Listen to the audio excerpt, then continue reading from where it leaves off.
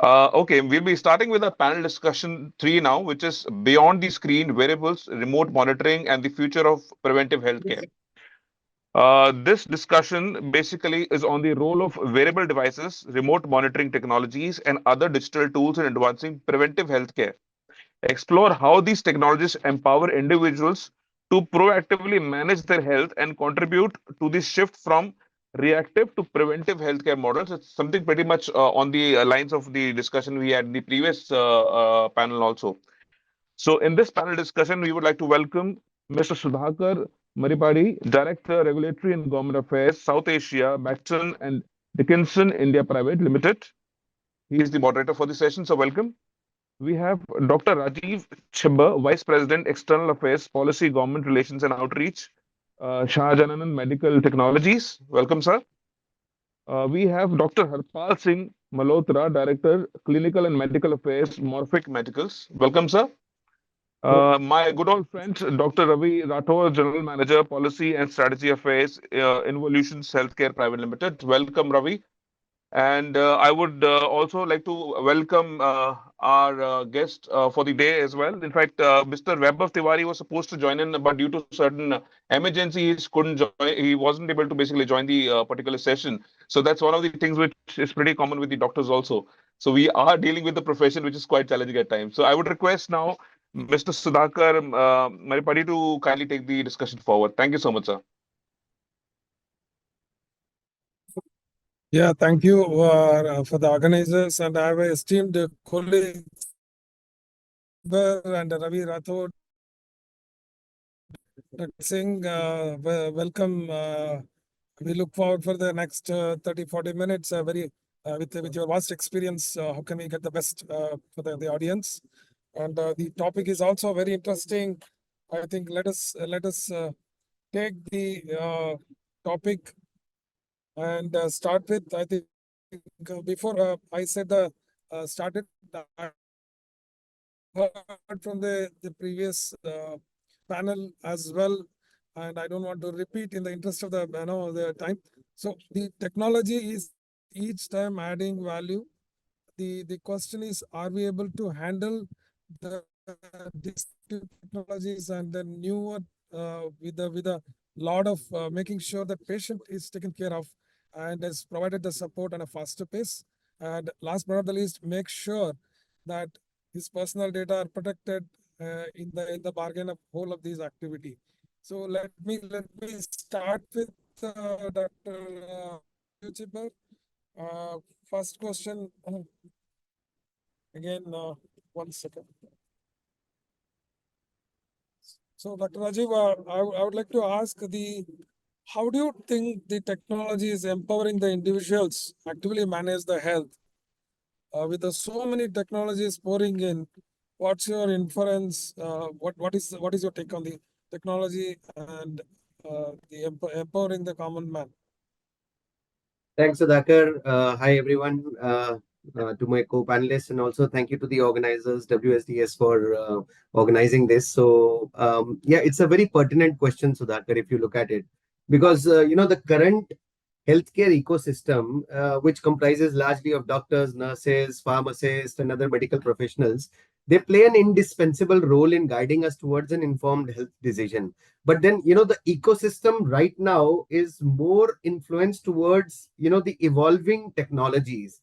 And regardless of, whatever concerns we may have, uh, we all agree that the convergence of AI, wearable technologies, telehealth, that marks a watershed movement in healthcare. We all have witnessed this over the last couple of years, and the pandemic has also taught us very well.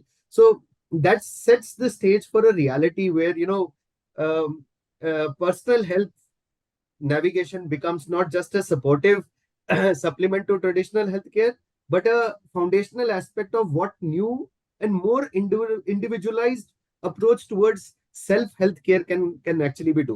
And just to kind of like substantiate what you said, I mean, I think health being a lifelong journey with new AI models, with digital health, telemedicine, wearables, etc. Now we need to look at three essential things. One is timely access to reliable and yet understandable scientific information that people get. It's way beyond what we sometimes comprehend. So if knowledge is power, then timely, accurate, and trusted health information is arguably the most empowering tool we can possess.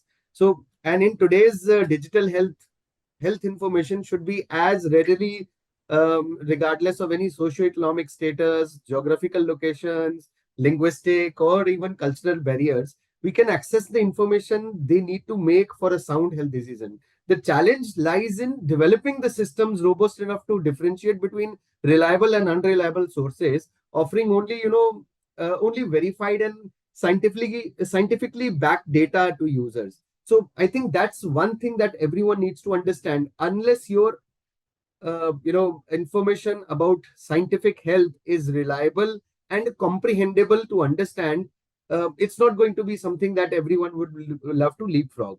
The second is, the entire process of disease management. That's a very crucial piece. Aligning healthcare more closely to the nuanced needs and expectations of each individual so that disease management could be more critical and critically analyzed is the ultimate goal of anything new which comes into healthcare. So I think, if you look at even integrating advanced technologies like learning models, telehealth into traditional healthcare settings, we can significantly enhance patient engagements, outcomes, make healthcare truly personalized, emphatic, as well as effective. So that, I mean, wearable devices like Fitbit, Apple Watches, they've already laid the groundwork for capturing real-time data related to physical activities, sleep patterns, or even stress levels. But the real game changer lies in when people will start understanding the multimodal foundational, algorithms that are there when data is there. And these advanced AI systems have a capability to amalgamate multiple data streams, right from your daily step count, which we do on a regular basis, to sleep cycles.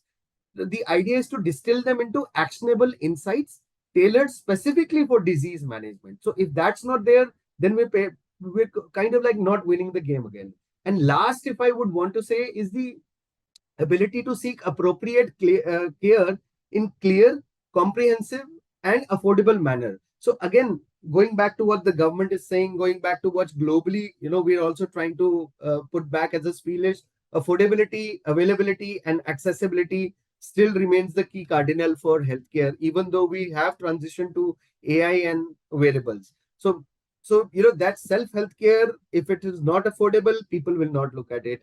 If it is not available, how do we make access to it? And finally, if accessibility towards various impediments, which is like data, towards even internet issues and others, if it is not there, then we're just building a mechanism where healthcare is going to be addressed, and not a mechanism where healthcare can actually drive the data and your ultimate healthcare goals and disease management. So I'll stop here, and possibly others could add into this. Yeah, I think Rajiv, well said. I would like to see any comments from the Apple thing on this technology space. Is it enabling or it is complicating the things? No, it's definitely enabling. Dr. Rajiv Chibber has taken it very beautifully, covering everything. But yeah, definitely we have to see, as previously in previous session, Dr. Ravi Gaur also mentioned that regulation is required, and we have to be the previous privacy of the patient that has to be taken into account. It's a long way ahead, but it is definitely very interesting and very encouraging. It is. I think we have to dwell together. So that's the way forward. I think previous session also mentioned same. So I totally second that. I'll take it further Okay. later. Yeah. Coming back to Well, Dr. Apple, I'll also like to just comment on that Apple Watch thing. So basically, it's in good initiative where we have seen an example where Apple Watch has saved a patient's life by detecting the atrial fibrillation. The ECG services of the Apple Watch is actually FDA approved, right? And apart from this, for the elderly patient, it can also detect the fall, right? When the patient falls, and after some time, it's directly send the messages to the emergency care services. So which is extremely good. But still, on the regulatory perspective, we there has some data that Apple has to stop the sales of some of their watches because of the patent infringement case, right? So, as discussed in the earlier Dr. Ravi Gaur, also it has to be in in sync with the regulations uh, and the monitoring level. That's Yeah, what I wanted to share. very nicely said. I have a question to Dr. Harpalji.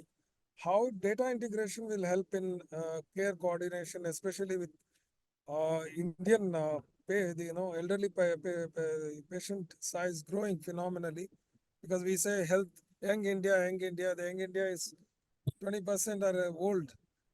So I would like to listen from your side, what can be done with regards to the data integration and still add So, value.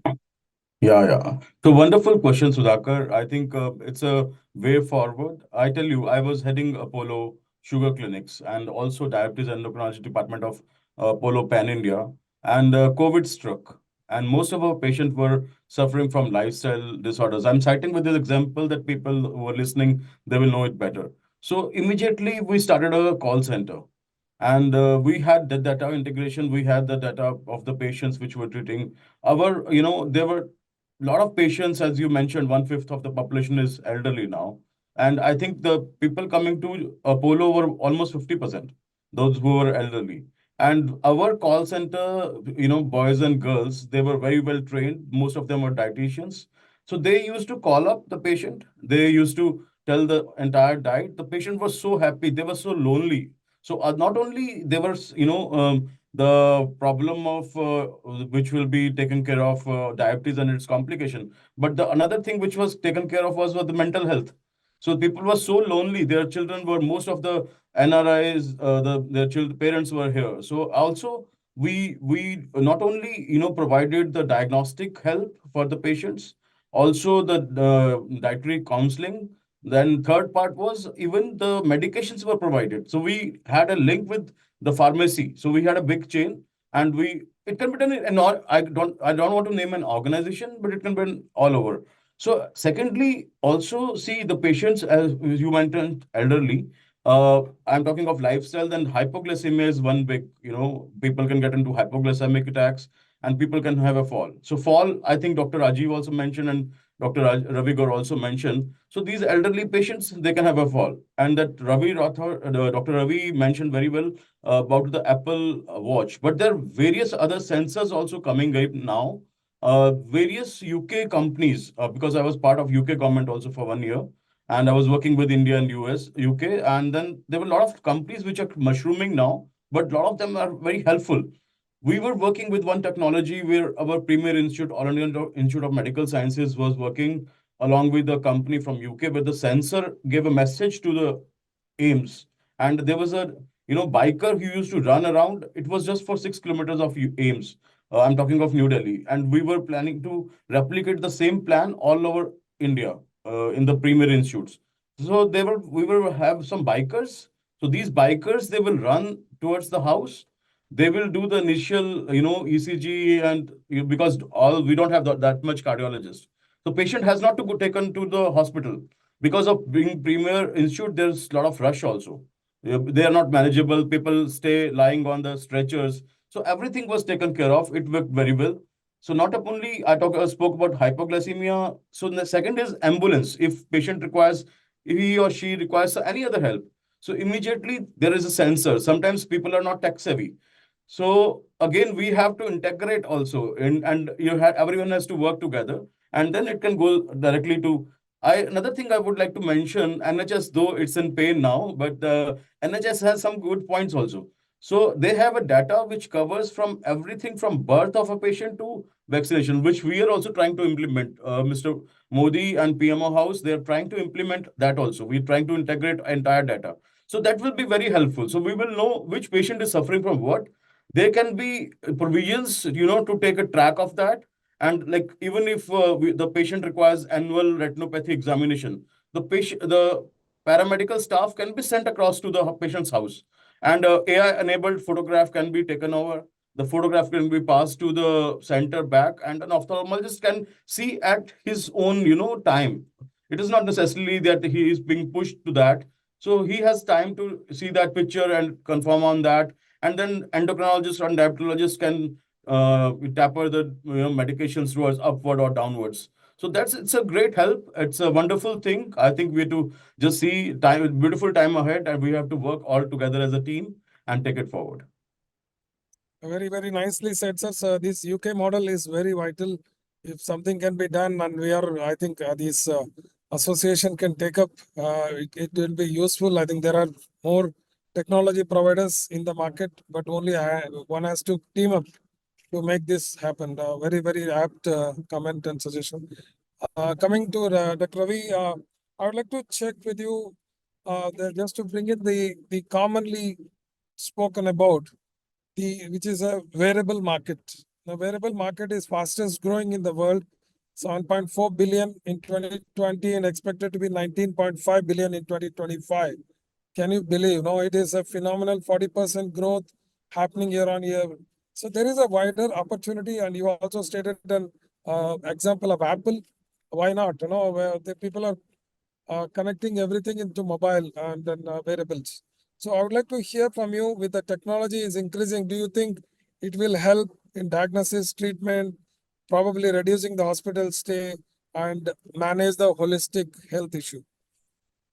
Yeah, right, Sudhakarji. So we can remember the time when we were only using the digital technology for tracking our footsteps, through the tracking apps and all.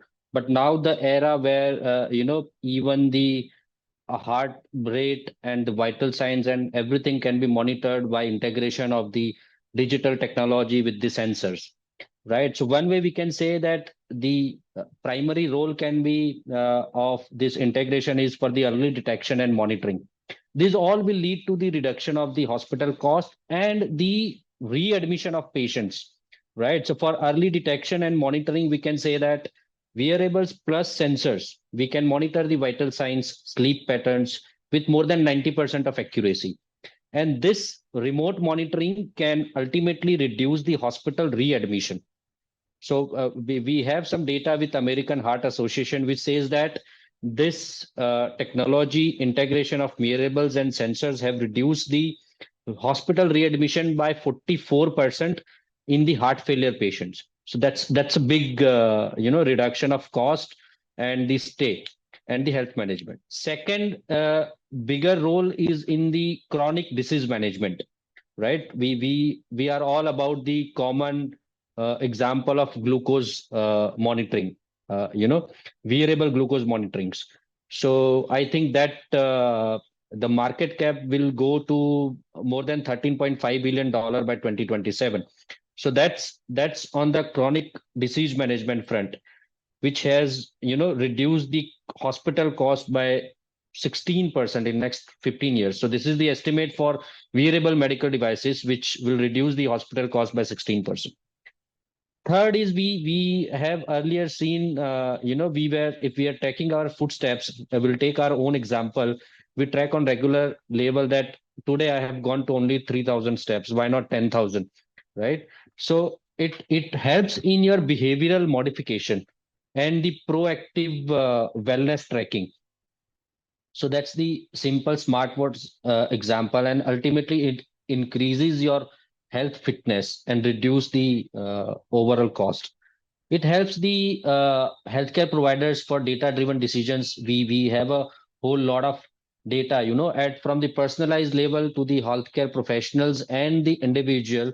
At the government level also, we can think of the mass data which will be generated through these wearable devices. So with better access to the data, we have the geography and demographic based monitoring. The government can have a geography and demography based monitoring, which will ultimately helps the government and the policymakers to design and implement the particular healthcare programs and the related policies, right, which will ultimately affect at the national level. So these are some of the use where one more examples are like for specific applications where the wearables can be a type of sensors will be integrated like EKG sensors, so you can monitor the heart activities also, the Apple smartwatch examples we have given, for pre-detection. Then the best giant leap in the digital wearables, we can say the implant implant-based wearables like the Neuralink, the brain chip, which will be developed by Elon Musk, right? So where we can actually detect and diagnose and control the Parkinson disease, the patients with Alzheimer's, we can boost the memories. So this all will ultimately reduce the hospital readmissions and the healthcare costs, right? So with proper regulations, we can readily, we can be made use of these technologies at a better level. I think well said. Very comprehensively data. So wearables measures the vital and clinical grade screening. It is started with skin temperature, respiratory rate, pulse rate, oxygen saturation. It's going, beyond. It's older saying, the health is in your hand. So one self can say, yes, my health is in my hand. So very, very well said. I think let us now shift gears to Dr. Chibar. My question, Dr. Saab, will telemedicine enable a quicker quality treatment? Do you see any area to be addressed? Because this is a new arena, there may be pitfalls, there may be an opportunity for a course correction. Look forward to hear from you.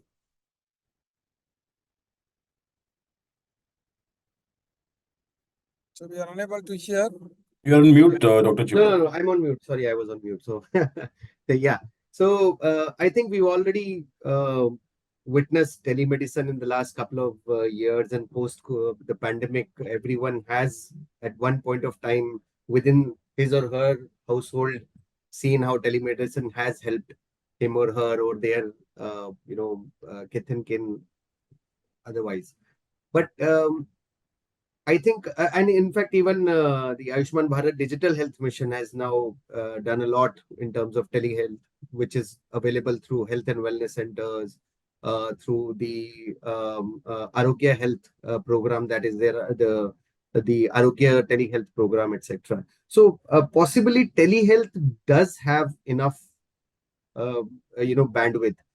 It's just the problems that need to be fixed, the solutions that need to be oriented.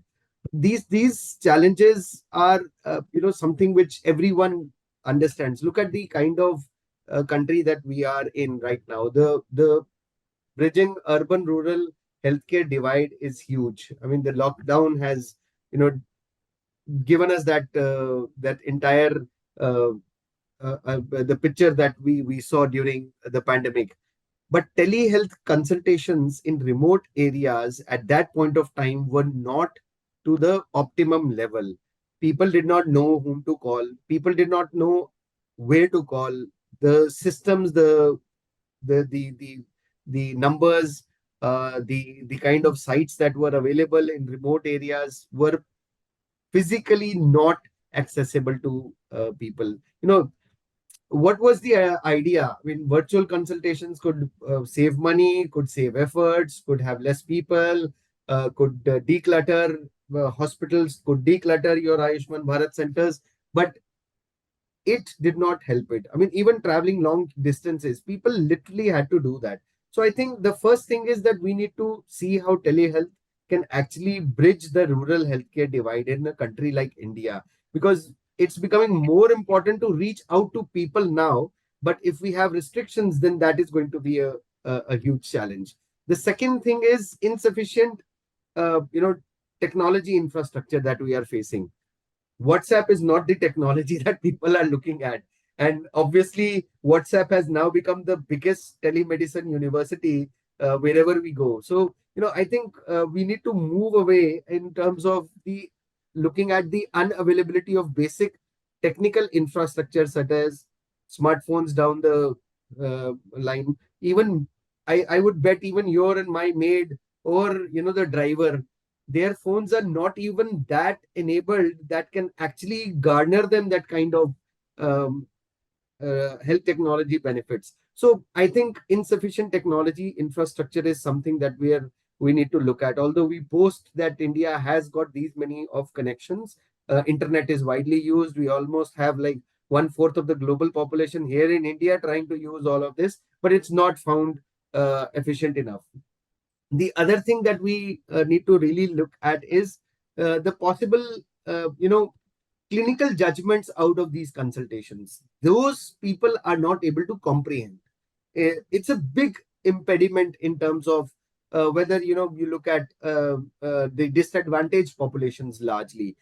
Even in the cities and the peri-urban areas that we're looking at, I doubt whether people would be able to comprehend that kind of digital advice that is being given to us. That brings us to a next level, which is called the technology illiteracy. So we've seen, and right now, Harpalji and Ravi both discussed about a major fact that the elderly population is becoming bigger by the day rather than the youth population. And Sudhakar, you also mentioned it.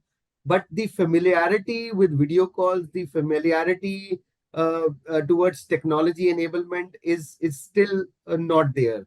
And people with poor motor hand skills are faced with more difficulties to use these kind of technologies. So that's a big impediment.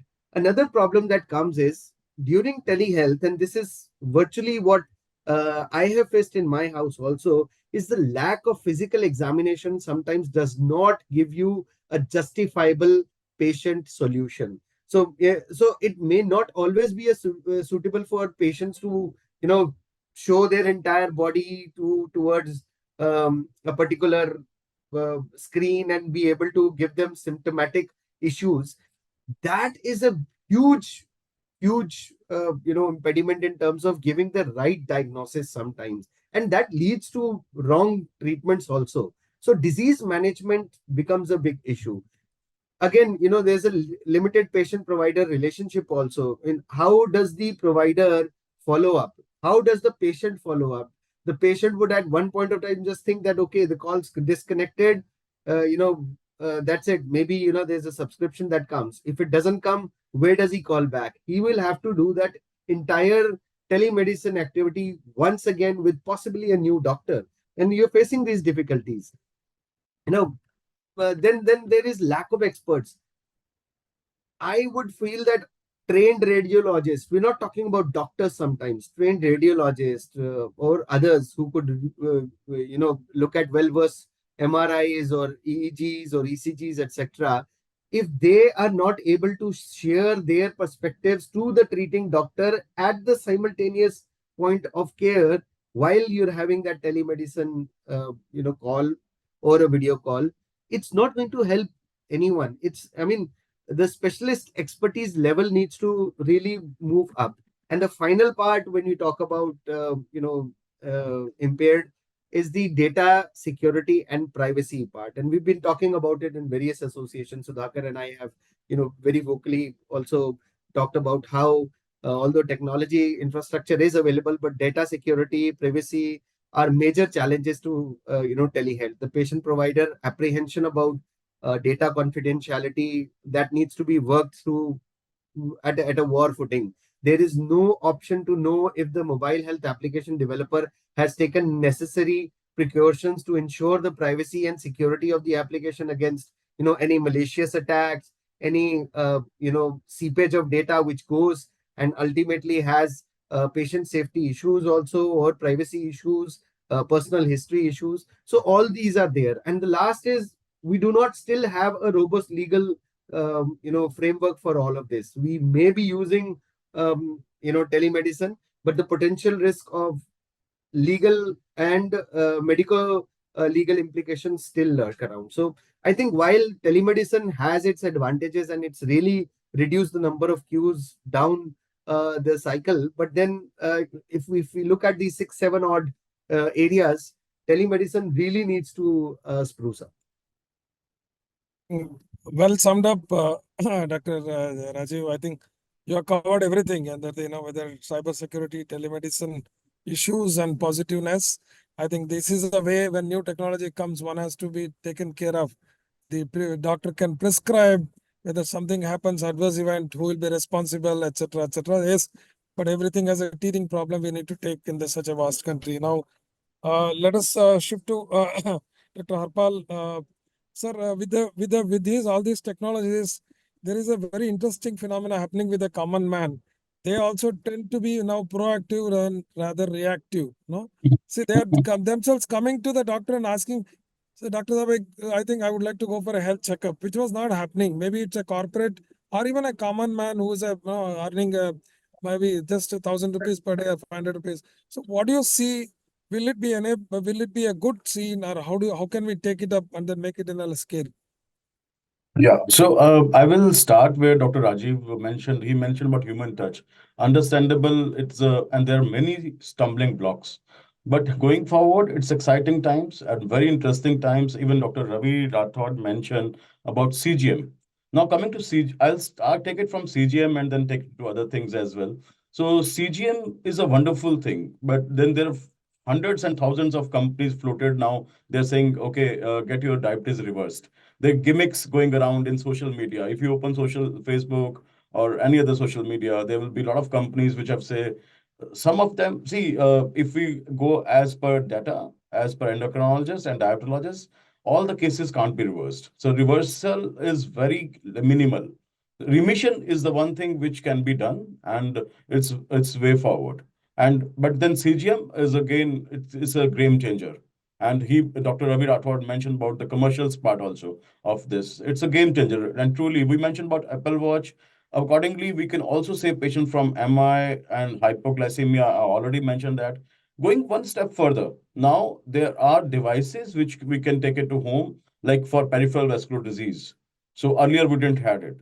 In just 5 to 10 minutes, just a small technician who can or healthcare worker who is trained on it, he has to add the cuffs to the patient and he can get the data. And now the challenge is we have to find the sensitivity and specificity of the product should be good. There are various Indian companies who are doing it very well. There are international companies, they're working very well. We used to use as a medical student, I used to use as a tuning fork, and other heat and temperature. We have one device, everything related to peripheral neuropathy. So everything can be taken. You mentioned, Dr. Sudhakar sir, you mentioned about diagnostics. So people are not only diagnostics, rest other many examinations can be done at your home.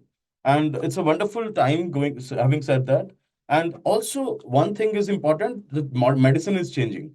Earlier in diabetes, I'm a diabetologist myself, though I'm into management now. So there were only one or two drugs. Like you started with metformins and sulfonylureas. Sulfonylureas we had a class. Then DPP-4 came. Then came SGLT2. It was a game changer.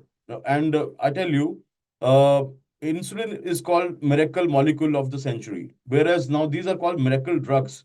At least they can, if a person has, supposingly we calculate everything and person has to drive 5 years down the lane, it can be extended to 10 years without any complications. So CHD, chronic heart diseases can be saved. CKD, that can be taken care of. So these drugs are doing, with data, these are scientific drugs proven. Now, Government of India has done a beautiful thing over here. I would like to mention and appreciate our government.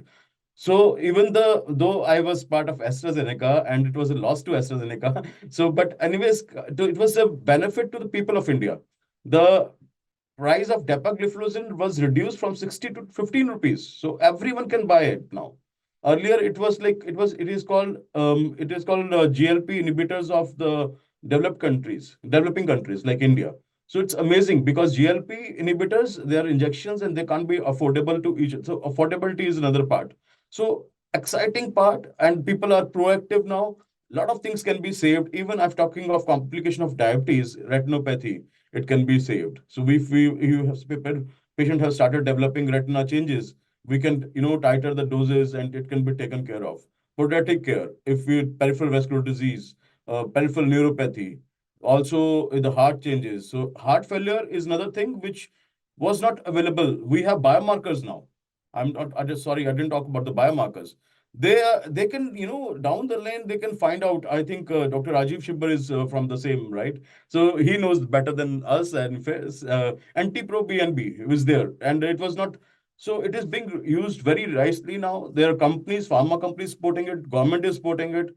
People are also aware, and then we have to collaborate and integrate everything, which includes devices, digital, as well as the newer medication. And then, as a team, I earlier also mentioned, as a team, we can do a lot of things. People are educated, people know it. Some of them might not be tech savvy, but then we can, use other sensors, we can use alarm systems. A lot of things can be done. So it's a wonderful, exciting, proactive health is the way forward, and we're looking for it. I'm very excited, personally. I think it's very, very inspiring in information and very. I think if all of us join together, the world will change. I think. Yeah. Yeah. Please. Yeah. One thing I will like to change the current innovation where I'm working now. So this innovation is also very exciting. Let's briefly mention about it. So it is a device which we place in I think Dr. Ravi also mentioned about devices, and Dr. Rajiv Chipra also. So this has to be placed in duodenal bulb. It goes down the GI tract. It mimics gastric bypass surgery. Can you imagine? We are working for this all 19 years, and it can help reduce 30 kg of weight and manage diabetes. There are cases where it has already been on 3,000 to 4,000 patients across the world, and there are cases where insulin was taken off of the patient. So exciting times. We will discuss more on this. We will move to next round. Thank you. Thank you. I think we are coming to the end, but our last question to Dr. Ravi Rathod. With more digitalization, there is a threat of data management. Some of them already dealt by Rajiv Chibaji, but I would like to ask you, what's your thoughts on data management, cybersecurity, data protection? Because data privacy bill has come, still we are a long way to go in India. We are excited to handle so much of data. Are we ready? I don't know. So in the healthcare space, we should be careful. I would like to hear as an expert, Dr. Ravi. Uh, Absolutely, Sudhakar ji. Everything comes with a responsibility and their own challenges and limitations. So we have gone through the the user's perspective of this digital technology, how it is helping reducing cost, able to manage the individual health, and able to help on managing and design and strengthen the government healthcare programs. Now, talking about their challenges and what limitations we can have, it's like the patient securing the patient data, as you have mentioned. So we have HIPAA and SAMD guidelines regulations by FDA. Now I think SAMD is also included. We are trying to implement with the CDSCO, and software as medical devices will be also coming up with a big level with the new PRIP scheme. So this guidelines, because of these guidelines, now patient privacy is no longer an option, but it is a mandate now, right? And what are some strategies through which we can secure this? Is like, first is the data encryption, right? So at both at the rest level and in the transit, it should be significantly reduce the risk of data breaches if the data is encrypted. Then the regular audits, we can identify the potential vulnerabilities and we can address them immediately. And the user authentication. So we have seen the user authentication at every level, but it still needs to be, the robust authentication protocol should be there. So that's on the security of the patient data front. Second, how we can ensure the accuracy also, accuracy and reliability of the wearable technology, because we are dealing with the patient data and a large mass of data, right? So if we can get any inaccurate data through those devices, that might uh, get the doctor misdiagnosed or to provide the incorrect treatment, right? So that's potentially endanger the patient's lives. So what the manufacturer can do to address this is we can say the calibration, right? So regular calibration of those devices.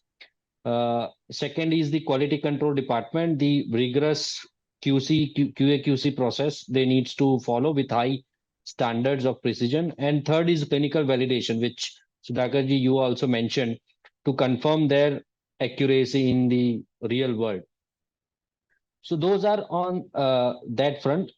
Regulatory compliance also they needs to meet, wearable health medical devices and sensor must meet a robust regulatory standards from safety certification sides. The other challenges on the manufacturer sides are these are the high-end devices. Some of the devices are priced out of the reach for average consumer. So when Dr. Rajiv Chibber talked about the affordability and accessibility, so this high-end devices, limit their accessibility to such consumers. So manufacturers need to strike, they need to strike a balance between, whatever their offering is with regards to the advanced and featured medical devices, with regards to maintaining the affordability and to ensure the broader protection. Apart from that, we have already discussed about the technologies and the government protocols, the upcoming technologies like blockchain and all to secure the data breaches. That's from my side on the security front. We are exactly on time. I think we touched a vast, in a matter of 45 minutes with the expertise from Harpal, and I think this is an opportunity when you have so much of expertise, you can speak volumes. I think we touched on wearables, data integration, empowering individuals with health, shift from proactive, reactive, telemedicine, digitalization, and data management. With that, I think I would like to hand over back to Alisha. First of all, big thanks to Dr. Harpalji. In spite of his busy schedule, he's taken up this opportunity to express his the expertise. And Dr. Ravi Rathod, always helpful and connecting the dots among the technocrats. And Dr. Rajiv, a policy shaping expert and then a technocrat himself. And big thanks for spending your time and sharing your thoughts. I think all this will enable. I think we have to collectively work together to make this world better in health. Back to you, Alisha ji. Please take it further. Thank you, Sudhakar sir. I guess this was a very interesting session, and I would also like to highlight that this was one of the most watched session. We had almost 698 users watching us live. So kudos to everyone. Now we'll be disseminating for lunch, and we'll be coming back at 2 o'clock for our next keynote session. I would just like to thank Sogat and entire WWF team and also our moderators, Sudhakar and co-panelists. Thank you so much. Thanks, everyone. Thank you. Thank you. Thank you. Thank you so much, Sudhakar ji. Thank you. Thank you, Thank you. Dr. Chibber. Thank you. Bye bye. Thank you.